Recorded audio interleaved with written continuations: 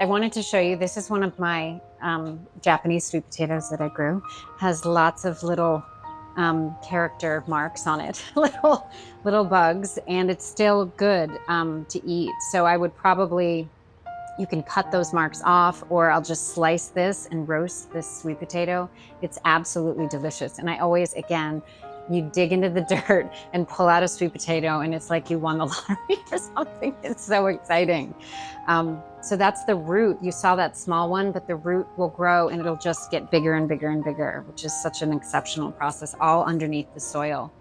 These are lemons from one of my nearest and dearest, who's from her lemon tree, and she gifted them to us yesterday. So these beautiful big Meyer lemons that are so delicious and tasty to put in water, or again, squeeze over the top of whatever it is you're eating. And I've got, this is kind of my prep workstation, as you can see. These eggs, it's probably maybe strange for some people to see eggs not in the refrigerator. And I had always learned that you had to put eggs into the refrigerator. But essentially, when you buy them fresh from a farmer's market or from a farmer, they have a natural coating on the outside that keeps them protected for, I believe, up to 6 weeks out at normal temperatures. So these eggs were bought at the farmer's market. And when we buy eggs at the grocery store, they've been washed and cleaned of that protective coating.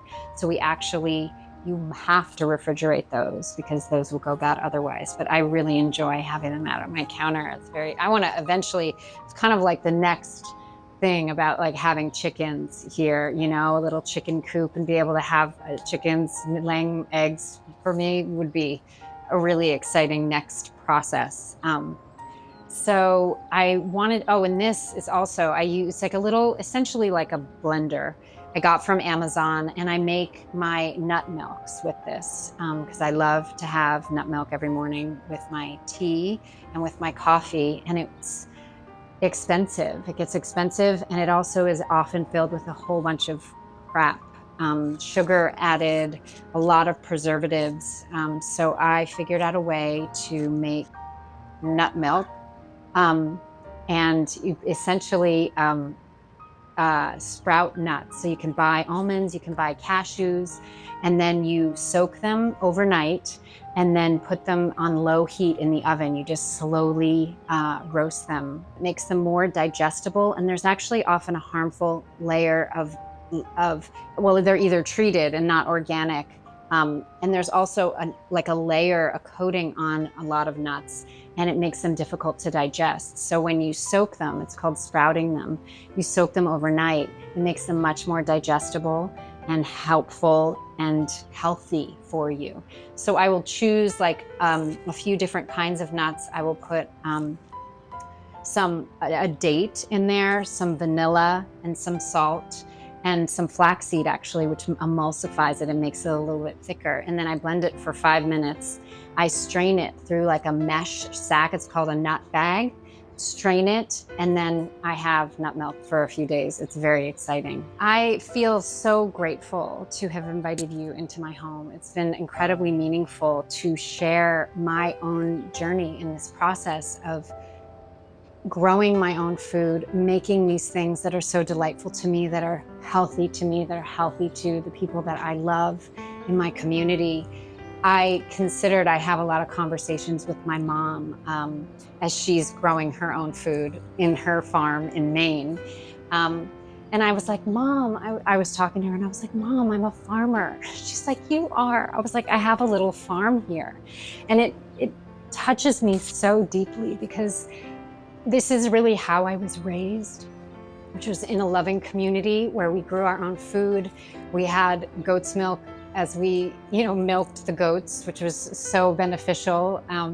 We tapped maple trees and made our own maple syrup. There was bread being baked. And it was such a loving community. And so to create this home as a testament to the love of community and the love of food, it's been a real growing and learning experience for me, and continues to be so, to grow something from a seed to a little seedling to a plant that then grows food that I can harvest, take into my kitchen, share with my loved ones, eat and make my sustenance with.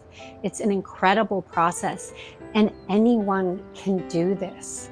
Anyone can grow their own food.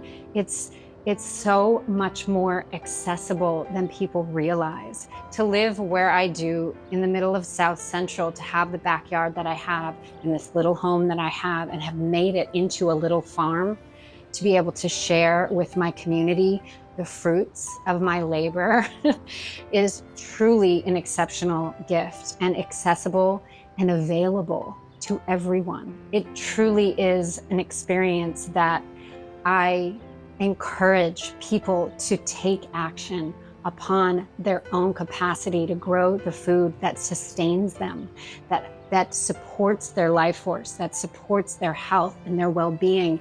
And you take back our food source, take back our own power to grow and sustain and support our own health and well-being.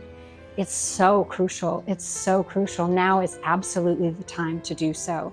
So please go forth and grow your own food as you can. I'm available in support for my community to assist and support people to learn how to do this. And whatever way I can do that, I am grateful. I am so grateful. And I feel like this is something that we are able and learning to foster in each other and in our communities. And thank you for coming into my home. Thank you for coming to my little farm, my little urban farm. I'm so grateful.